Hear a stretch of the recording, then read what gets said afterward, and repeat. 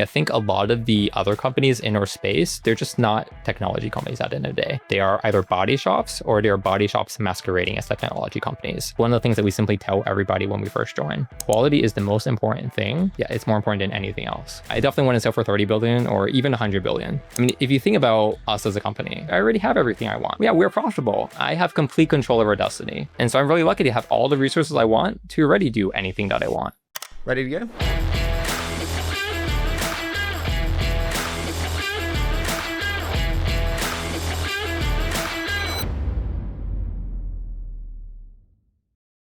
Edwin, dude, I'm so looking forward to this. I am like the biggest fan of your business from afar, which makes me feel incredibly weird because we haven't met before, which means I'm basically a stalker. But thank you for joining me. Yep, thanks for having me. It's wonderful being here today. Now, I wanted to break the show into two different parts. The first part being kind of the story of this incredible rise, and then the second part really being assessing the future of data labeling, and taking a kind of more analytical approach. If we start on the story itself, and actually the founding of Surge, you said to me that 90% of the people, while you were working at your Google, your Facebook, your Twitter, 90% of the people there were working on useless problems. I thought that was a very interesting place to start. Why were they working on useless problems, and what did it teach you about efficiency seeing that? Yeah, so I think the biggest lesson for me was that you can build a completely different kind of company with 10% of the resources and 10% of the people, but you're still moving 10 times faster and building a 10 times better product. Like, imagine you could just magically remove the 90% of people who aren't working on interesting problems. What would happen then? Well, if you have a company that's 1/10 the size, you don't need to hire as many people. So you spend less time interviewing. You spend less time in meetings. You spend less time giving people updates for the sake of updates. And if it's 1/10 the size, that means everybody has a better view of what's going on around the company because there isn't all this clutter masking the important stuff. And because the talent density is higher and the teams are smaller, that means the communication is a lot higher and the iteration speed is a lot higher and better ideas just percolate around more quickly. Can I ask, prioritization is slightly ambiguous according to different people. Yep. Everyone feels that their project is important and more important than someone else's. How do you determine priorities within a company and determine what matters versus what doesn't? Yeah, I mean, I think a big thing about being nice is that, or being small, is that when you're smaller, that means that other people around the company, we just have a much better view into the customer problems themselves and what everybody's working on. And so it's kind of like at these bigger companies, a lot of your priorities, a lot of the things that you're building, you're simply building them to impress someone. Like, hey, I need to impress my VP. I need to impress my manager. I need to impress my director so that I can get promoted. And you're not really building things or prioritizing things because they're good for the end customer. They're good for the end product. It's more like, okay, I have this priority to, like, let me think about it. It's like, I have this priority to improve an internal tool. Okay, why are you improving the internal tool? Well, it will make people 5% more productive. Why do I want them to be 5% more productive? Because they're spending 20% of their time interviewing. Why are they interviewing? Because they're growing for the sake of growing. And it just leads to this perpetual cycle where a lot of your priorities are just divorced from like the end customer, the end product. And they're almost like priorities just for the sake of internal company machinery. So yeah, I think it's very nice. What do you think no one knows about working within these big, incredibly hailed companies that they should know? I think one of the things that people don't realize, again, from the outside, it's that how much of what you're building, again, is for this internal company machinery. And how much of the internal company machinery is simply because a lot of people within these organizations, their goal isn't to build a product. Their goal is to tell their friends they're a VP of 1,000-person org, and that sounds impressive. And so their goal is to think about, okay, so how do I grow my org even faster?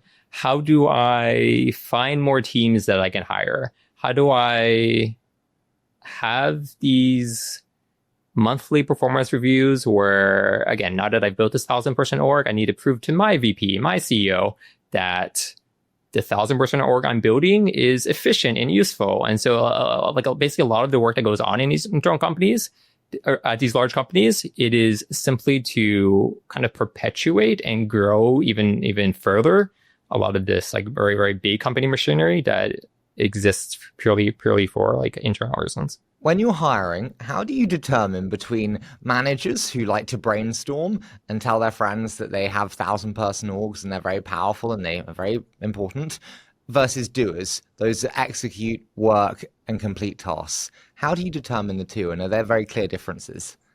Yeah. I mean, I think a big part of it actually just boils down to the kinds of questions they ask me. Like some people, when I'm interviewing them, they will ask really interesting questions about our product.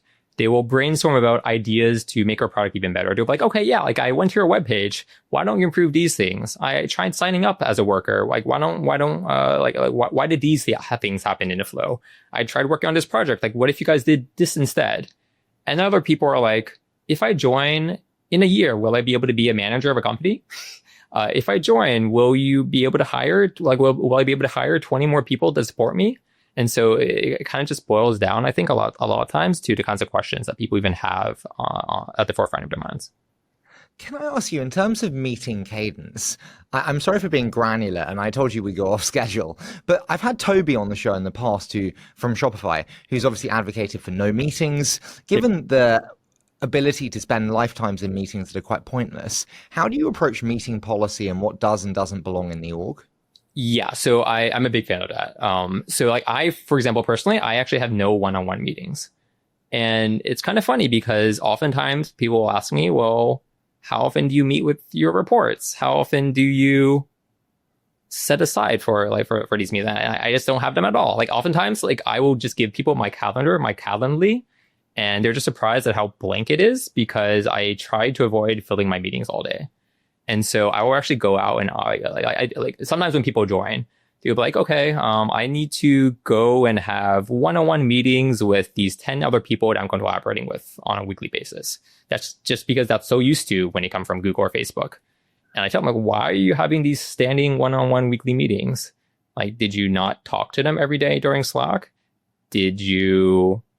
Like, are you just like unaware of what they're doing? Like, it's almost like a negative sign if you're having a one-on-one weekly meeting because it means that you just don't know what's going on with these people. You're like almost waiting for your weekly meeting to raise interesting questions and raise interesting problems. And so I think we're pretty ruthless internally about killing meetings when they're unnecessary. We mentioned like the efficiency of teams, small teams. Before we dive into Surge, one of the kind of hot topics of the day is the future where billion-dollar companies will be built by single people. Do you agree with that vision of the future, or do you think it's slightly over-dramatized? Yeah, I mean, I absolutely believe that company will exist one day. Like, you think about it, like, I've always believed in 10x engineers, even 100x engineers.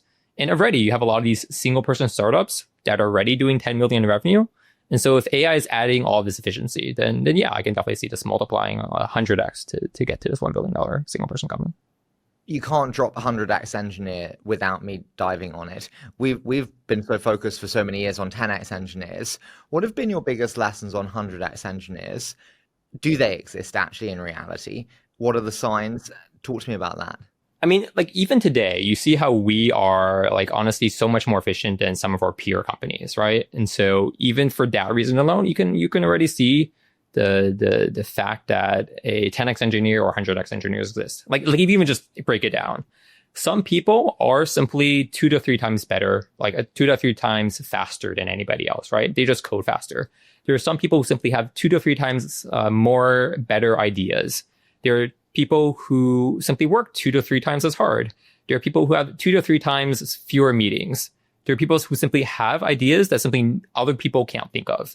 And so if you just multiply all these things together, right? Like 2 to 3x is often actually an underestimate.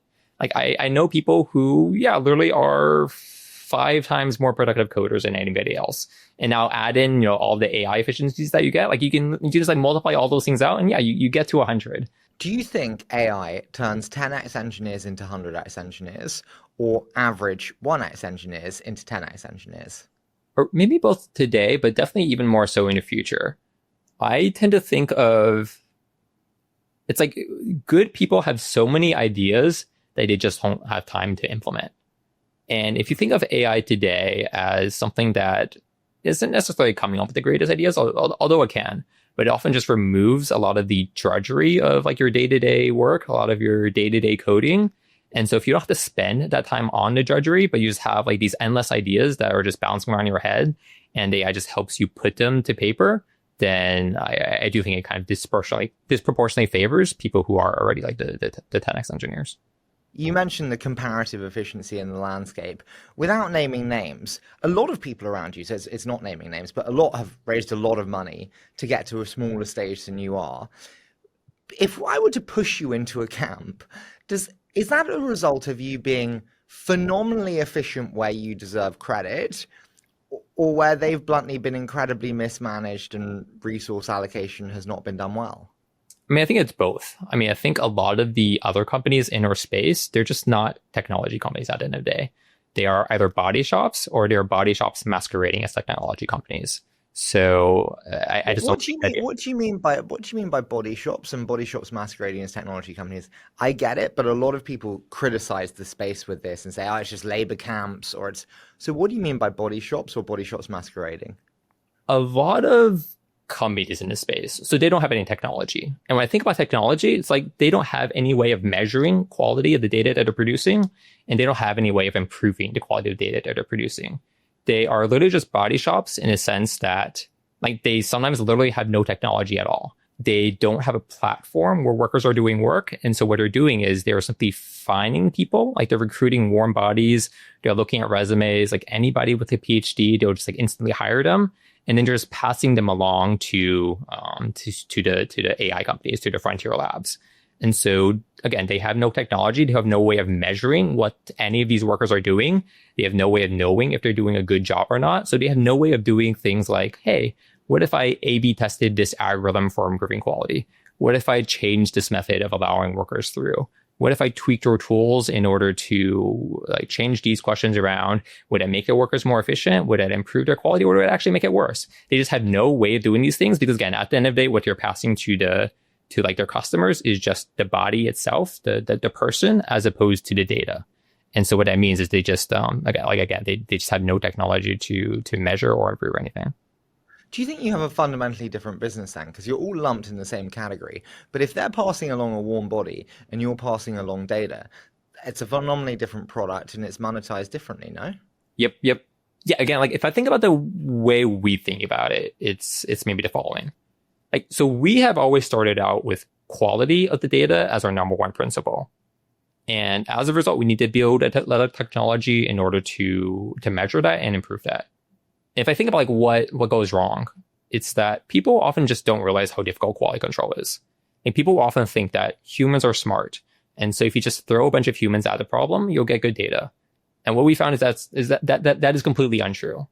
Like, for example, I went to MIT, but yeah, I think half of the people who graduate with a CS degree, they can't even code. So it's a really challenging problem to detect high quality. And second, if you actually take the folks from MIT who can code, they're actually just going to try to cheat you.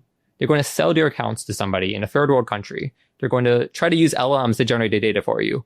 They're going to come up with all these crazy methods to cheat a system. So it's also this really, really challenging problem to detect low quality. It's actually really adversarial.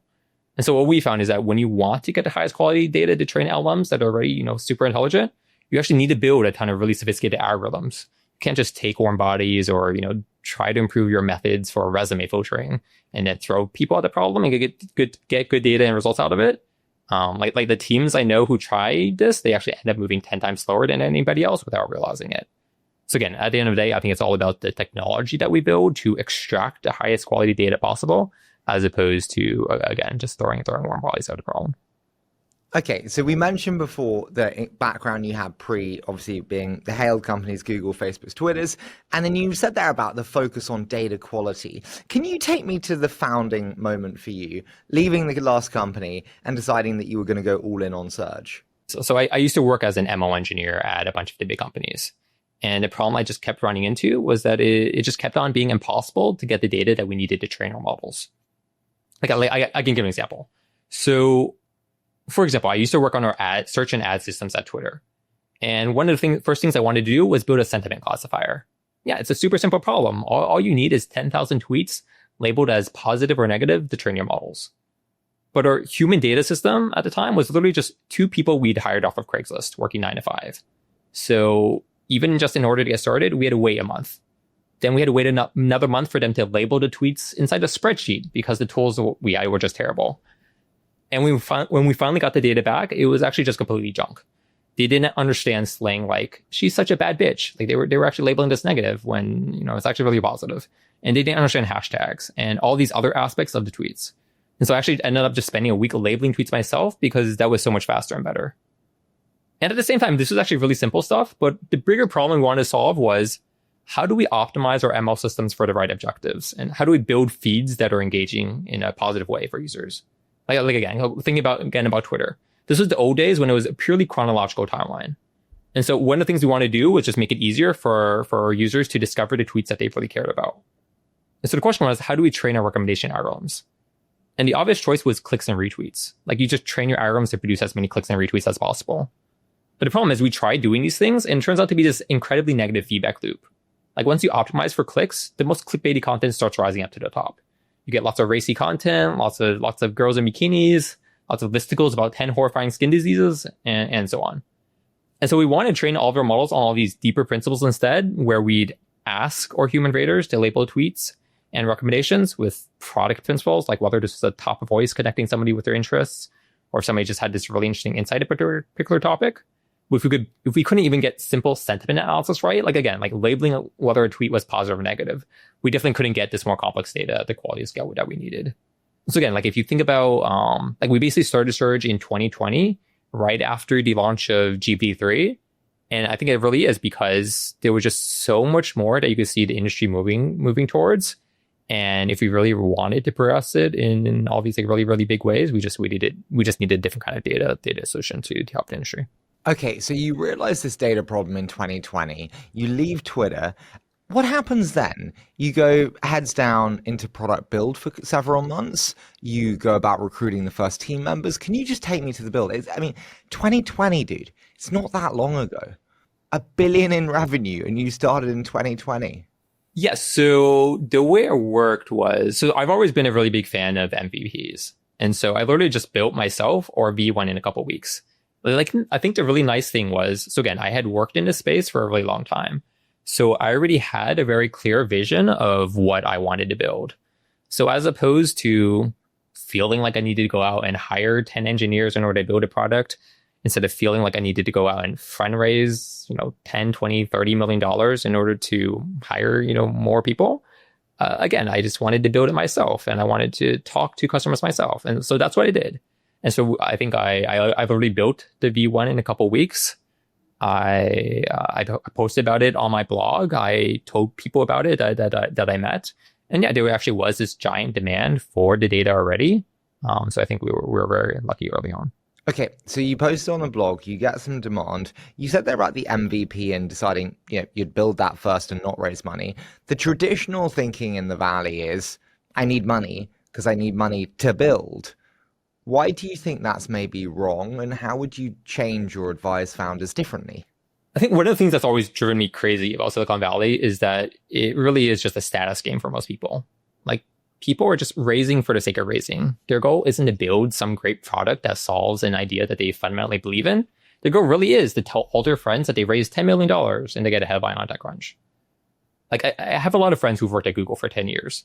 When you think about starting a company, they actually often tell me they don't even have a problem that they want to solve. They're kind of just bored and they want to try something new. And at the same time, they can actually definitely pay their own salaries for a couple of months. But the first thing they tell me is, yeah, they're going to go out and raise some money. And so they might try talking to some users and they might try building an MVP. But the only reason they do that is just to check off some checkbox on a YC application.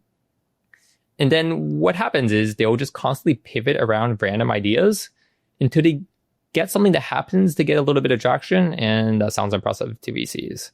And so they spend all their time tweeting hot takes and networking and going to all these VC dinners.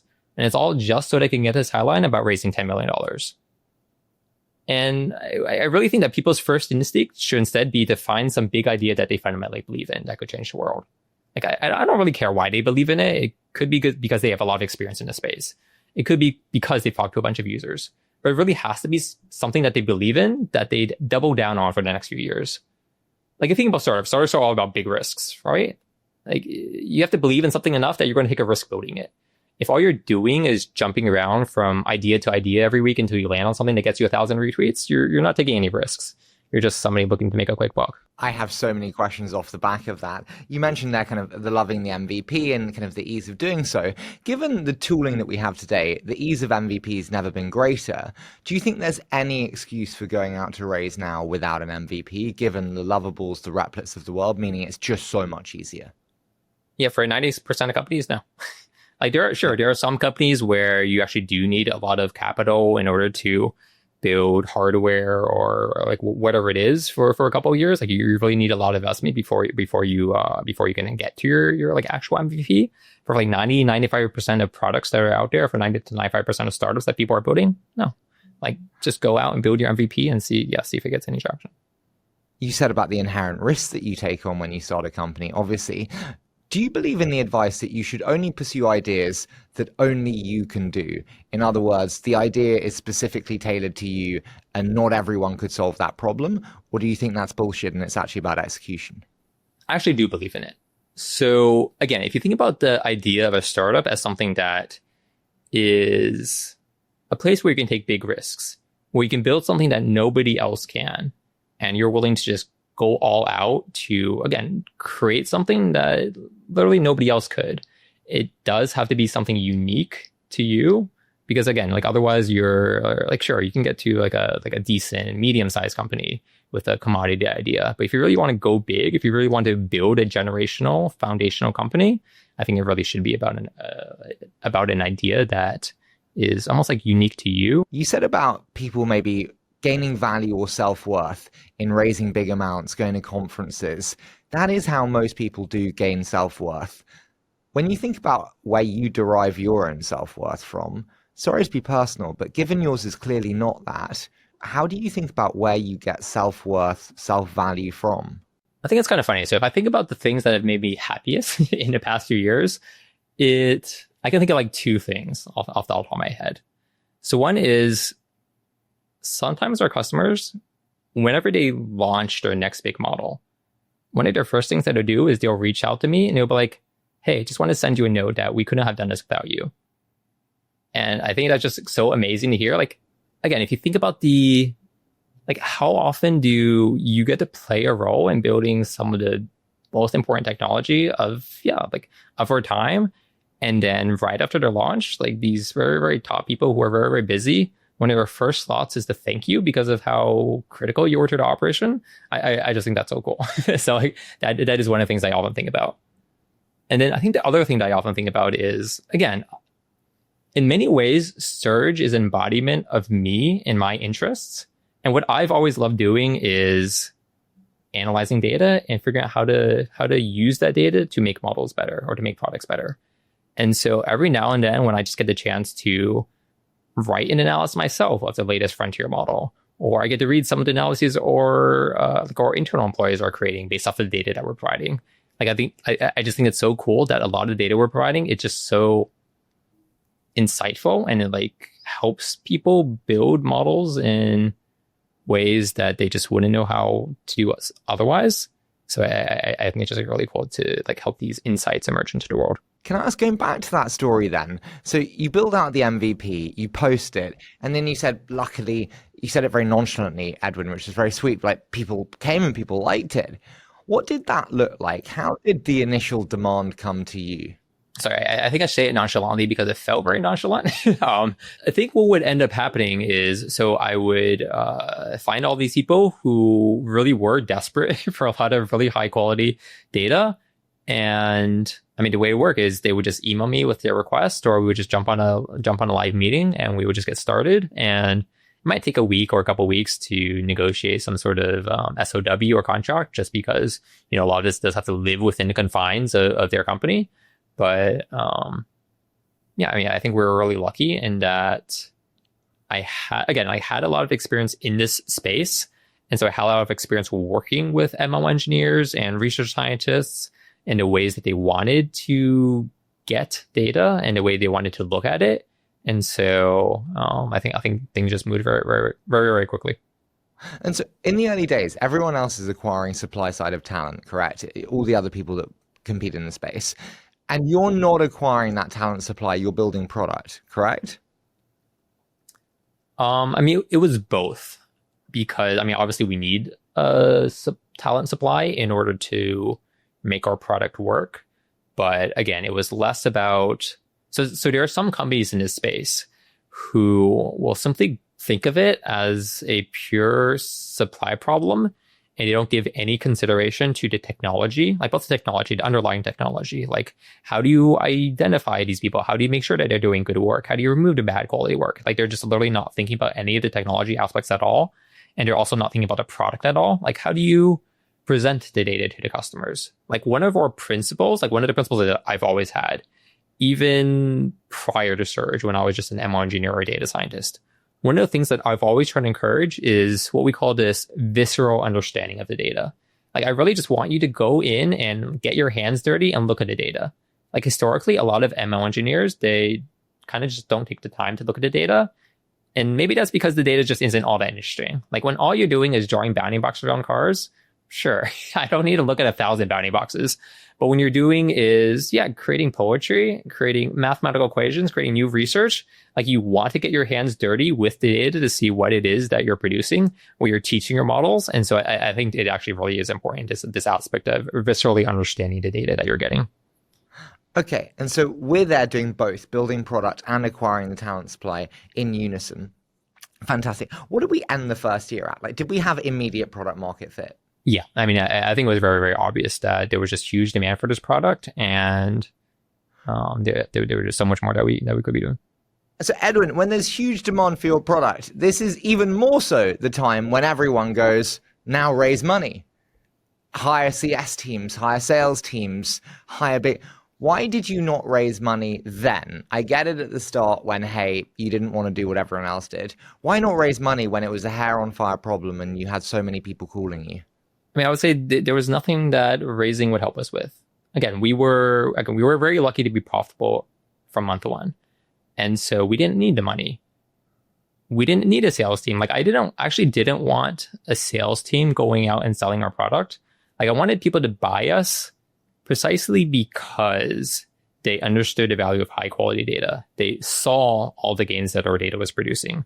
I didn't want them to buy us simply because they heard about us in some TechCrunch article, because that would almost put them at odds with the kind of product that we were building.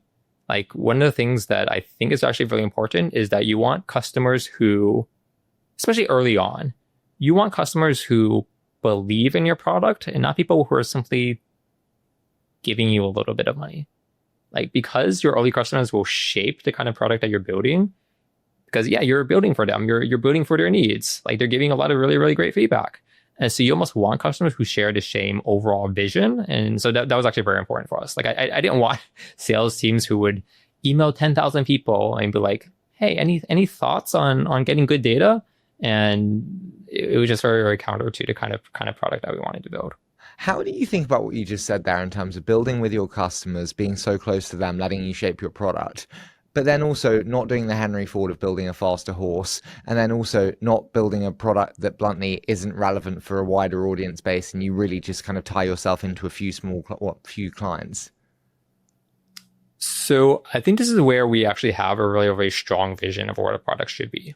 So again, like, going back to what I said earlier about how most companies in this space actually don't have any conception of, I mean, both within our space, but maybe also at large.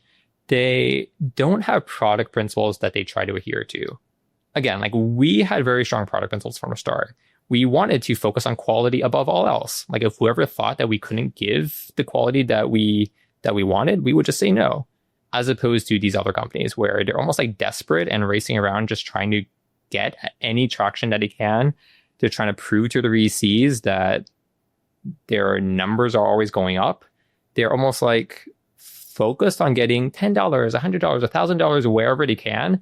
And so as soon as some customer comes to them, even if that customer is counter to the kind of product that they're building, if they're offering money, they'll just say, sure, I'll do it. Just because they'll give me another logo from a website. They'll give me another case study to show another customer. They'll give me another talking point with my VCs.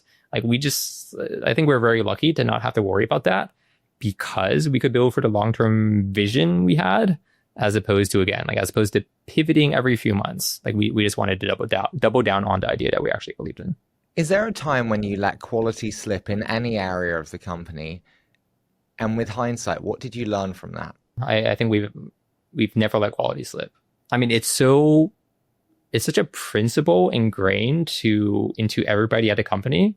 Like one of the things that we simply tell everybody when we first join, quality is the most important thing. It's more important than it's more important than anything else. If you have to make a deadline slip because for whatever reason you don't think the quality is there, if we have to say no to a project because we just can't handle it right now. I mean, we can generally handle a lot of things, but for like we just want to ingrain this principle that it's okay to say no. It is okay to kind of like let other things maybe slip just because we care about quality at the end of the day. Most founders have a challenge where they need to hire now, but they haven't found the perfect person. And so they hire a 7 out of 10. They let the quality bar slip because they need someone in the role. How do you think about that? And what would you advise them? Yeah, I think the funny thing is, like, again, I've been at all of these other companies. Oftentimes when people are saying like, yeah, my hair is on fire and I really need this engineer. So I know they don't meet the bar. I'm going to lower the bar to hire them. Like actually the engineer, like, what are they doing? They're building probably a feature that nobody cares about. They're building an internal tool to improve the productivity of everybody around a company by 2%. While at the same time having so many meetings with them that they like take up 5% of 10% of their time just talking about the feature. Like a lot of the things that people hire for just actually aren't all that important. And so again, like when you don't feel like you have to hire for the sake of hiring, like when you have the mentality that, okay, if your company only grows by 10% or even 0%, that's actually positive. Like I think people right now, they have this view that if someone were to tell you, oh yeah, my engineering org only grew by 2% this year, your initial reaction is going to be, okay, you guys must not be doing well, right? And so there's like this negative incentive where people feel like they need to hire just in order to prove to other people that their business. Do you think now we're in an opposite world to that though, where you see the reduction in force from say a Microsoft and you see better performance than ever from them on a revenue per head? Do you think now we're seeing the counterbalance of that, which is the desire to be the smallest team, the fastest team to X ARR and the smallest team to it, and now revenue per head is the most important metric? I honestly don't pay enough attention to like these kinds of Silicon Valley Twitter discussions for me to have a sense of whether this mentality is becoming more pervasive. I can believe in it. I can hope for it. I don't know if it's true right now. Do you worry that by not being so ingrained in social, you miss out on certain elements that is important to be in? Or do you think that purity of mind that you get is really so valuable?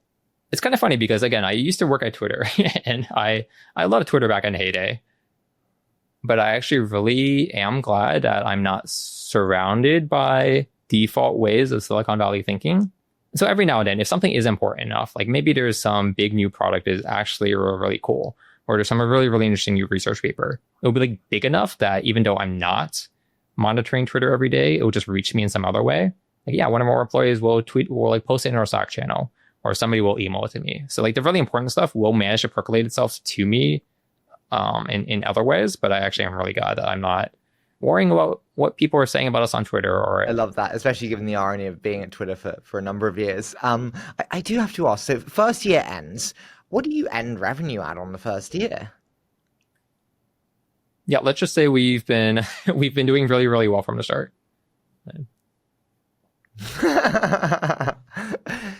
Totally get it. And again, please, you said publicly about being at $1 billion in revenue now. Did it look like relatively even growth? Were there elements where it was much more accelerated than others? I'm just intrigued, and say whatever you feel comfortable to in terms of. Yeah, so we've always been very, very successful from literally month one. Things definitely hit an inflection point with ChatGPT because I think people just saw how incredibly valuable human data and RHF was. So definitely ChatGPT was an inflection point for us. But even before that, we had very, very strong growth.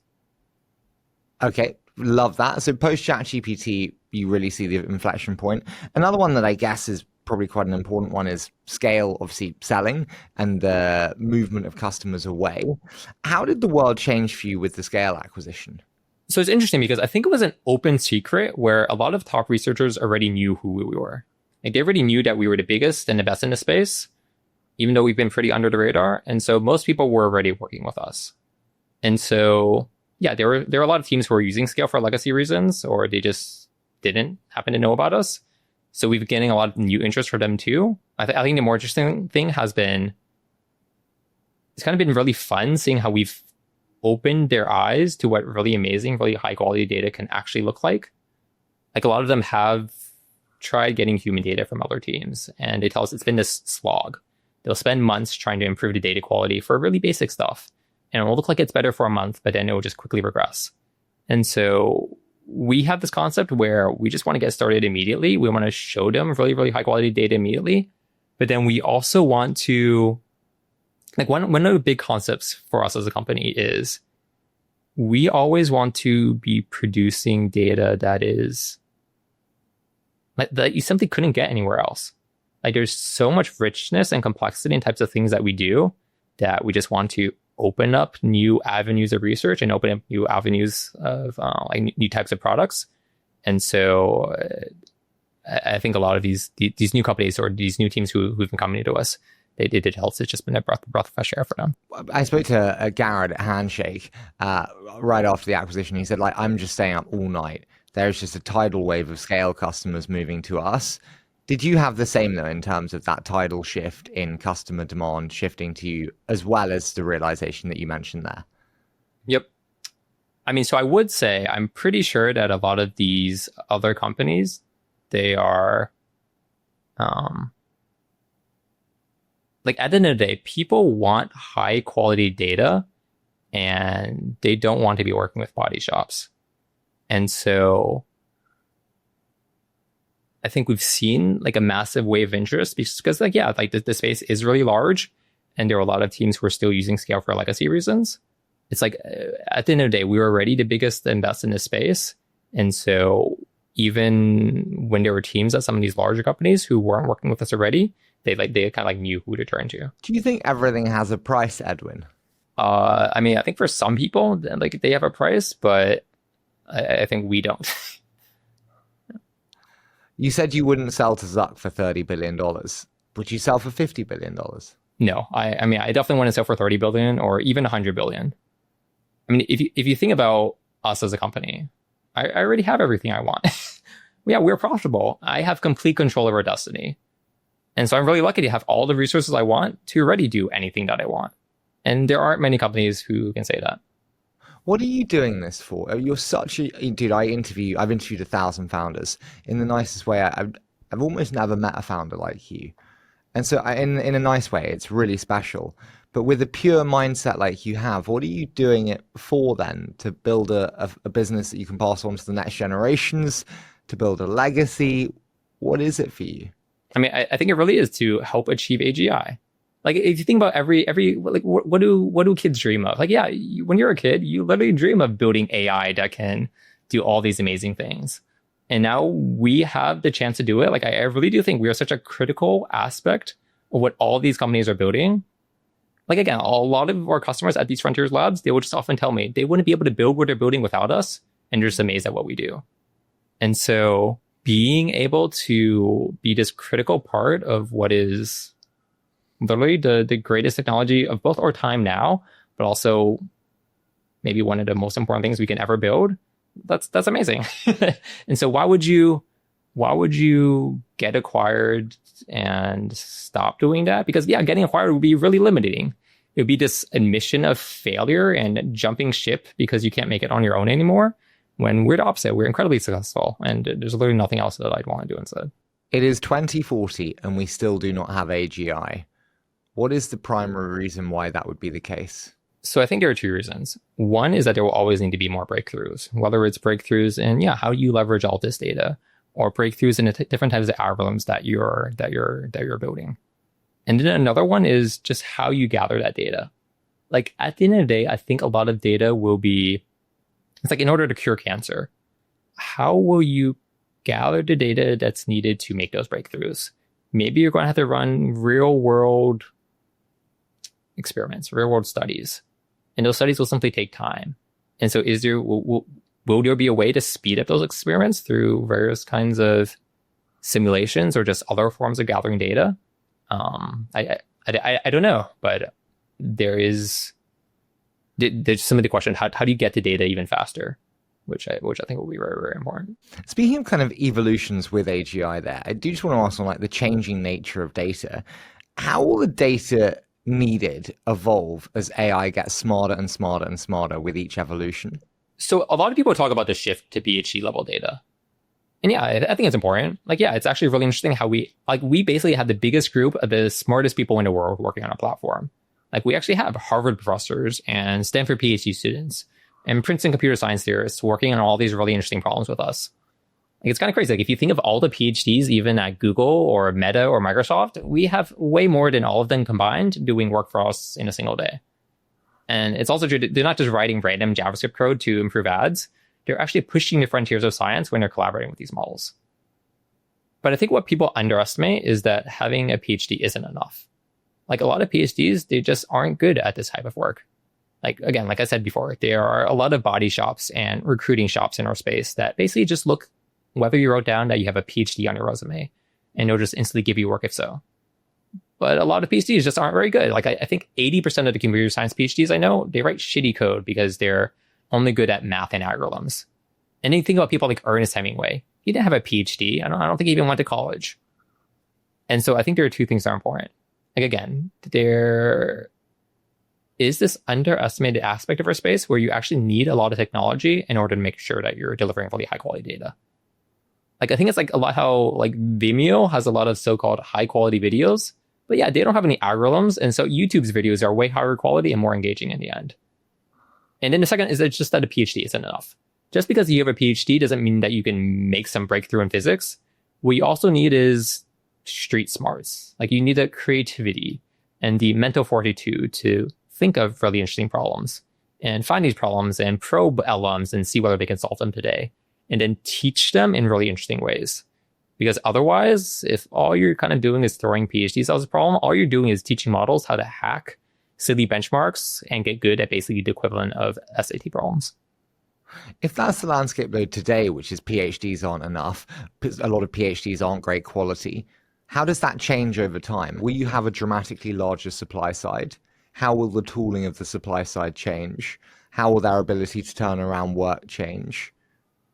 Okay, yeah. So again, I think this boils down to the technology that we build.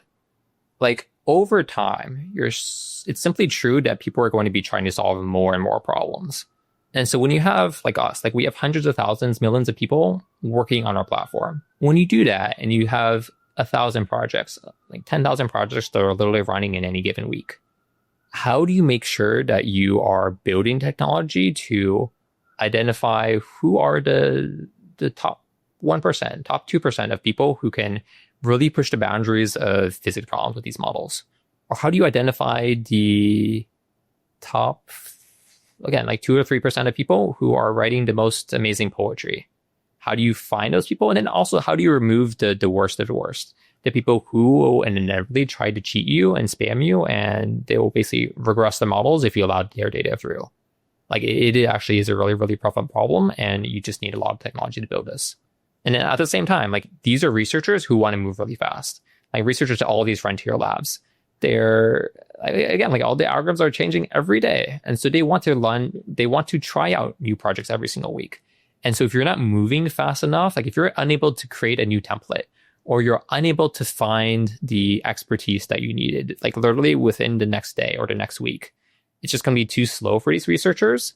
And again, if you don't have the technology to manage these 10,000 projects and automatically create them and automatically identify the really high quality data, it's just going to be too slow for them. Speaking of slowness of data and quality of data, I would love to push you on this. When you think about like bottlenecks to progress today, if I were to rank them 1 through 3, 1 being the most pressing bottleneck and 3 being the least pressing, you've got access to compute, you've got algorithms, and you've got data quality. If you were to rank them 1 through 3, how would you rank them? Yeah, so I would definitely rank data quality first, followed by compute, followed by the algorithms. If compute continues to prove to be the unlock, where throwing more compute at it unlocks more and more performance, does that denigrate data quality in the prioritization stack? I mean, I actually just fundamentally don't believe that you can throw more compute at the problem. Because if you're not getting the data that the compute is essentially trained on, or if you don't have the right objectives and evaluation metrics that, again, your compute is optimizing towards, you're just going to fall into this trap of seeing progress that actually isn't there.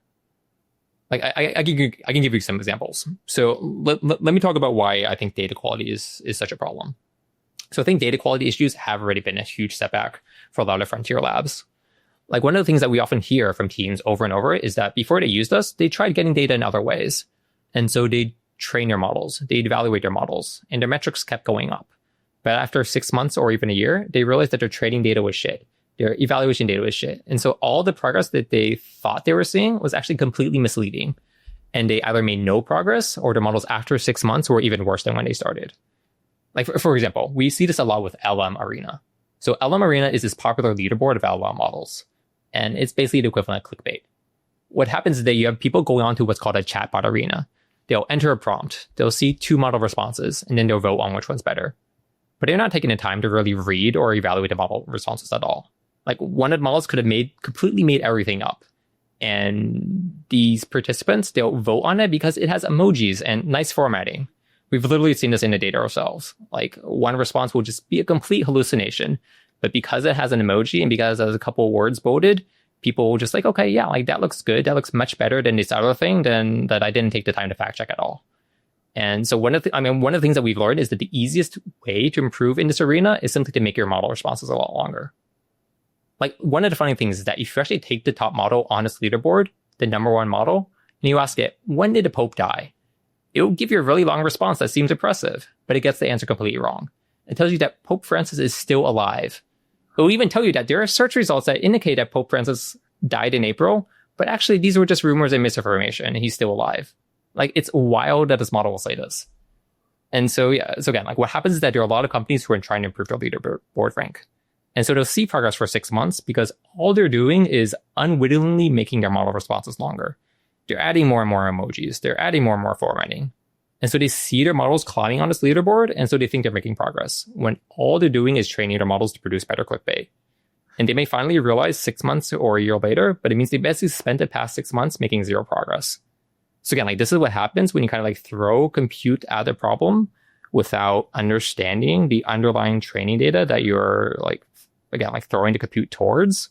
It actually just sets your models back. When you look at like Grok, obviously announcing their recent developments and how they performed in the latest benchmarks and came out as number 1, are those benchmarks bullshit then? Like how much weight should be placed on the importance of those benchmarks and how reflective are they truly of model quality? If you watch the Grok 4 launch, the Grok 4 live stream, I think you would even have heard Elon himself saying, like, yeah, these models are really good at, I forget the word he used, but like, they're really good at homework problems. They're really good at these academic, very narrowly scoped problems. It's basically the equivalent of making them really good on SAT problems, but I'm making them good at problems that people are actually facing.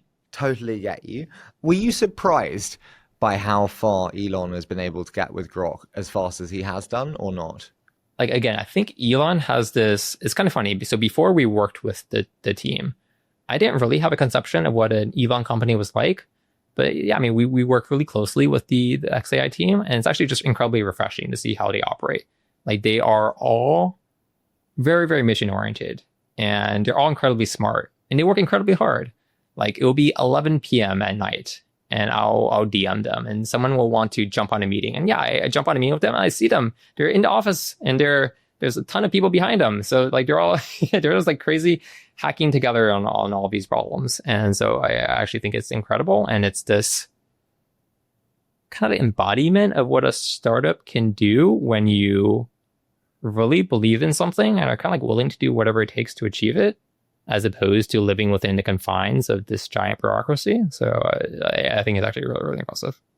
Is there anything that you think Elon does specifically to inspire his team to have that form of culture when they're not a small company?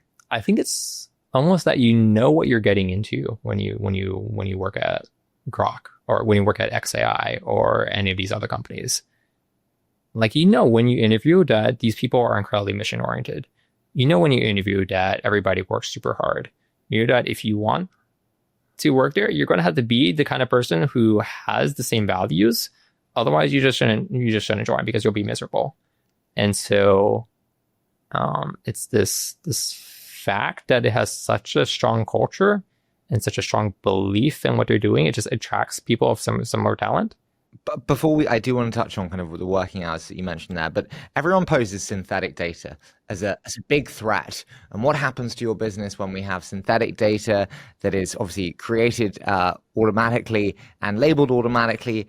How do you think about the role of human labeled data in a world of predominantly synthetic data? What's your thoughts there? So I think synthetic data is actually really useful in some places, but I think people overestimate what it can do. So I'll give a couple examples. So right now, there are a bunch of models that have been trained really heavily on synthetic data. But like I mentioned earlier, it means that they're only good at very academic, homework style, benchmark style problems. They're actually terrible at real world use cases. So yeah, synthetic data, it's made models good at synthetic problems, not real ones. And we actually hear from a lot of companies who tell us they spent the past year training their models on synthetic data, but they've only now just realized all the problems that's caused. And so they've spent actually months throwing a lot of it out. Like a lot of them tell us that even 1,000 or a couple thousand pieces of really high quality human data that we generated for them, it's actually been worth more than 10 million pieces of synthetic data. And so a lot of the work that we do, it's simply cleaning up all this synthetic data. And if you think about like why this happens, it essentially is because the models collapse on this very, very narrow scope of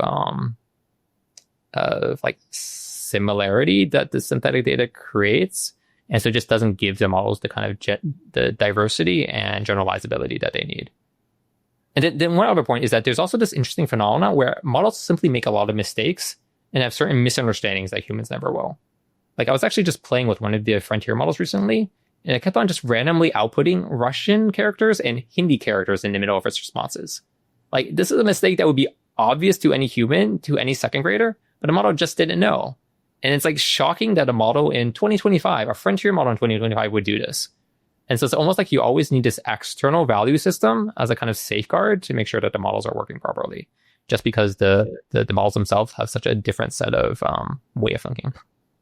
I'm an investor in Poolside, which, if you don't know, obviously is kind of in the same space as, say, a Cursor or a Windsurf.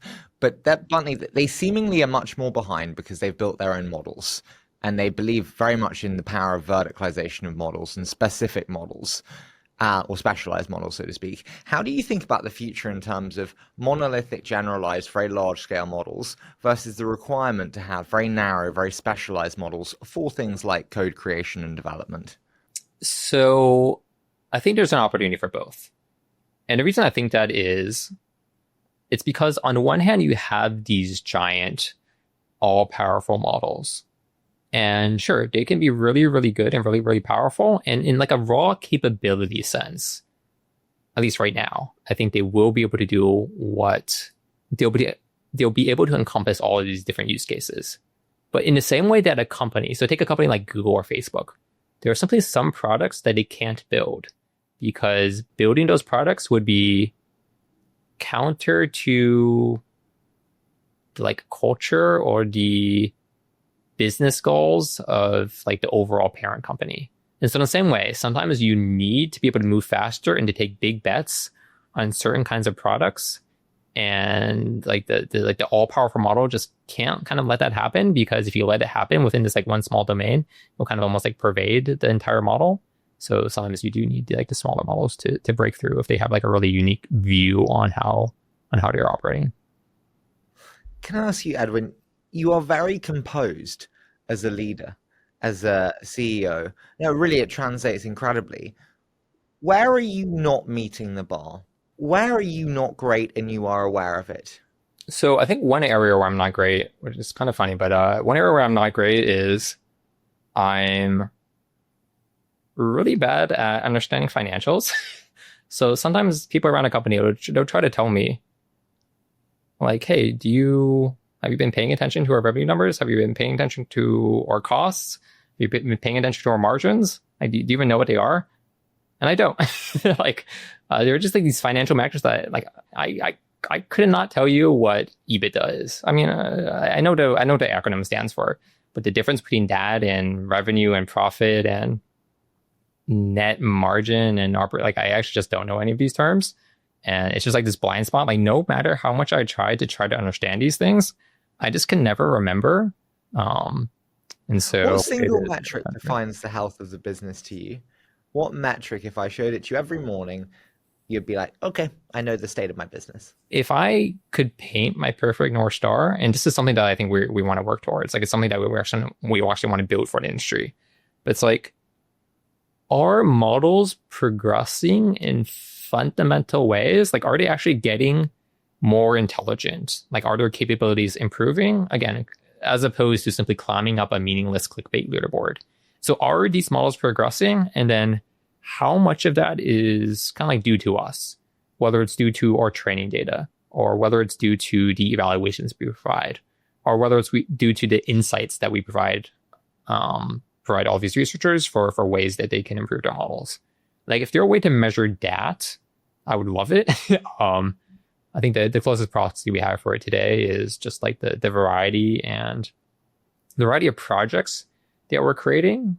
Because I think one of the things I really, really believe in is we want to make it easy for all of these researchers to come up with new ideas and to not be blocked by data. So the more complex, the more diverse, the more creative projects that we can provide, like that is like almost a proxy for that overall North Star. Final one, and then we'll do a quick fire. But you mentioned Elon and X and the hard work in that culture being so ingrained. I recently said that bluntly, Silicon Valley and China have increased the intensity required to win in terms of work ethic. You must work 7 days a week if you want to build a $10 billion plus company, and the ability to put your phone on the side and not check an email does not exist anymore if you want to build a $10 billion plus company. You've built a $10 billion plus company. Do you agree with me? So I would say, I think you have to be willing to work hard. Like you have to be willing to jump on a call at 2 a.m. And yeah, a customer, like I think one of the things that I love is that sometimes customers won't call me. They'll literally call me at 2 a.m., 3 a.m. and you're like, hey, our models are freaking out. I need a bunch of data to fix it by 6 a.m. Can you do it? And maybe going back to the question of things that make me happy, like nothing makes me happier than knowing that, yeah, we can deliver this. Like, yeah, we can deliver 10,000 data points to you in the next few hours, even if you call us at 3 a.m. to fix some critical bug, critical fire that you're facing. Like that is actually something that makes me incredibly happy. And so I think you have to be willing to work hard. I think a lot of people do confuse working hard with creating value. Like again, it's maybe a trope to say, but you have to work smart and not just hard. Like if I think about a lot of what I'm doing, like oftentimes the best ideas come to me when I'm just walking around, not necessarily when I'm at my computer. And so I think we all work really hard, but I wouldn't confuse the number of hours we spend with actual progress. What trait of yourself do you love most, or is your favorite trait, Edwin? So at least the thing that I really enjoy is I really enjoy it when there's like this unique insight, and like I've always really enjoyed writing down insights in written form, and I think I'm pretty good at it. And so this ability to like deliver some novel insight about a model, or deliver some novel insight about an algorithm, or deliver some novel insight about a data set and communicating that to our customers, I think I'm pretty good at it. And yeah, it's something I really, really enjoy. Dude, I want to do a quick fire. So I say a short statement, you give me your immediate thoughts. Does that sound okay? Yeah, that sounds great. So what one widely held belief about AI do you think is completely wrong?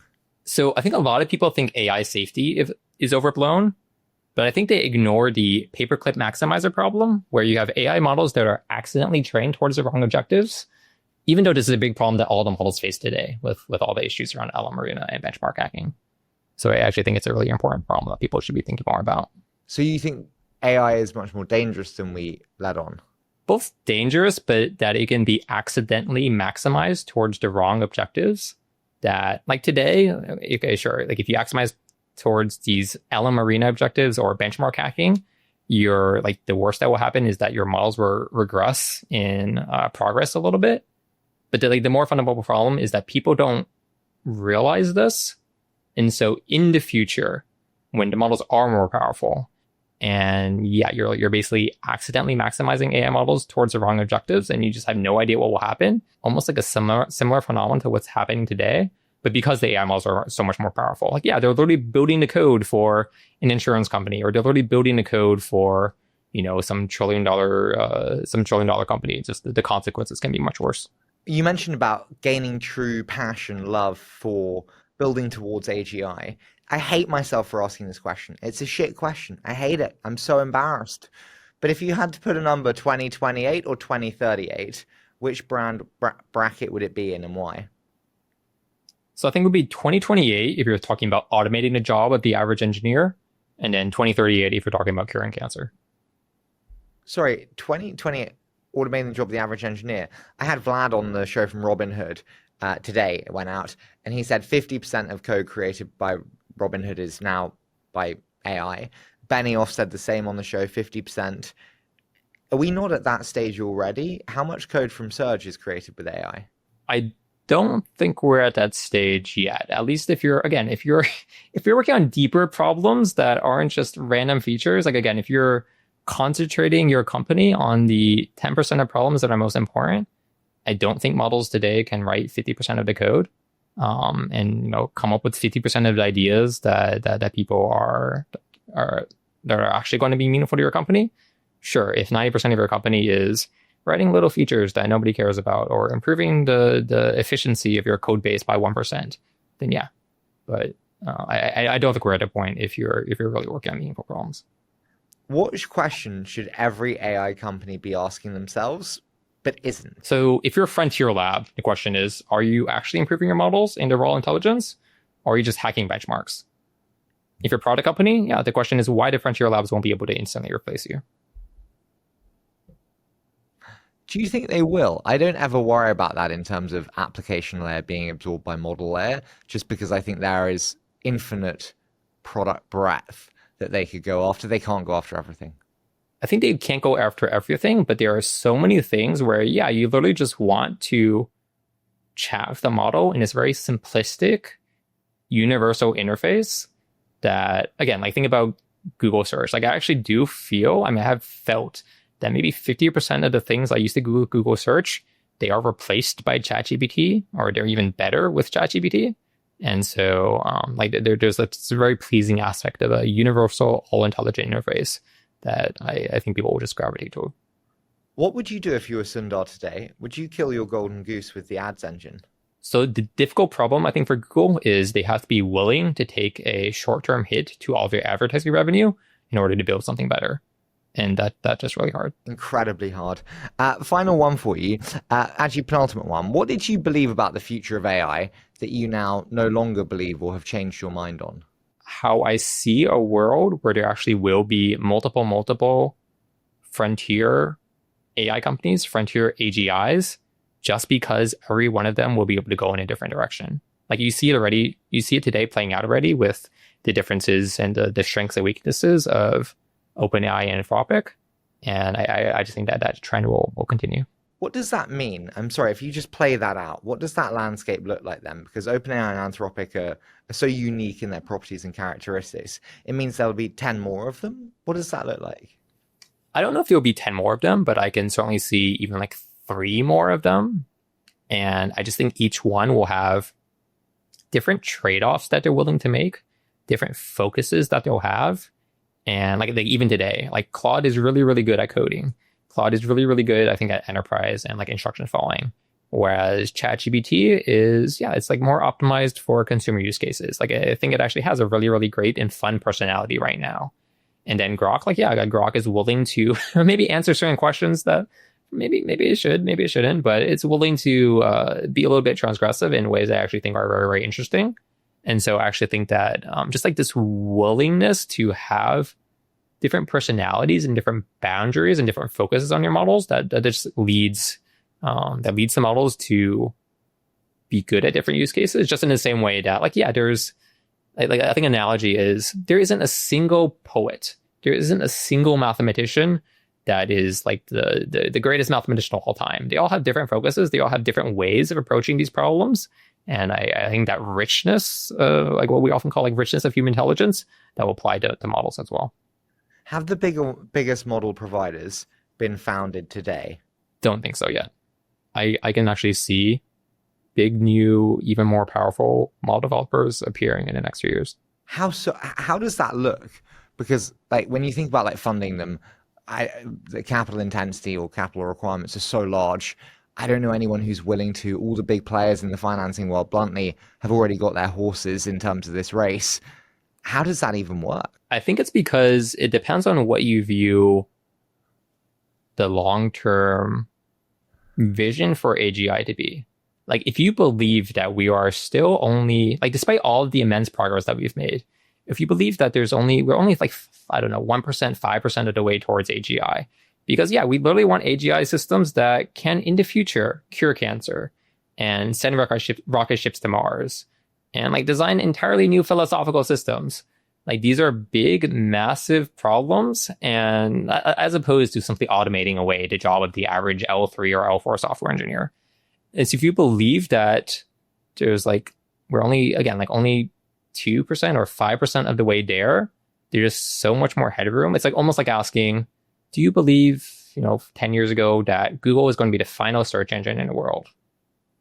Like, sure, if you're like only looking forward to the next 5 years, everything towards the span in some sense of like, if you just think of the immensity of what AGI could do, just like there's so much more ahead of us than behind us, that there could be these serendipitous, like very, very creative breakthroughs that just nobody's expecting, in part because like maybe it's going to be created by some of the AIs themselves or AIs in concert with humans. There's just so much opportunity ahead of us that it would be almost a miss to think that we've already solved it. Do you believe AI will be able to create 10% increases in GDP gain or in productivity increases in the next 10 years? That's often kind of touted as the number which would create $10 trillion of value. Yeah, I absolutely believe it. Final one, Edwin. You can give yourself one piece of advice going back to day one starting the company, going back to starting the MVP. What do you know now that you could tell yourself then? So I think it would be to focus always on the 10x improvements that you can make, as opposed to worrying about 10% trivialities. Edwin, listen, I so appreciate the time. As I said at the beginning, I've been such a fan of the incredible journey. You've been fantastic. It's been very atypical in most ways, bluntly, having this discussion, which has been so great for me. So thank you so much for joining me. Thank you. It's been great chatting.